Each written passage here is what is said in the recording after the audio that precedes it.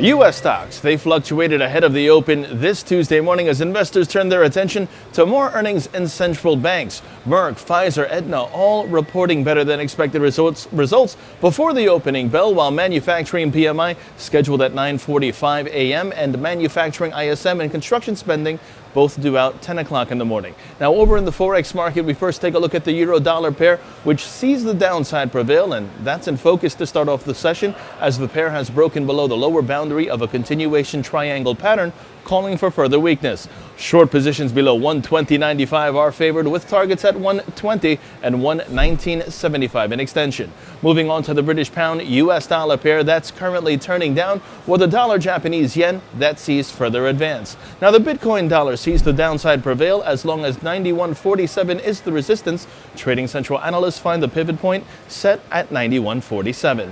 And in precious metals, gold intraday sees the downside prevail, and that's in focus as gold remains on the downside, capped by its declining moving averages. Short positions below 13.20.50 are favored, with targets at 13.07 and 13.03 in extension. And lastly, silver intraday, that's under pressure. Don't forget to follow Trading Central on Twitter and other social media networks for all of your Forex market updates. And for Trading Central Web TV from the New York Stock Exchange on a Tuesday morning, I'm James Sweeney.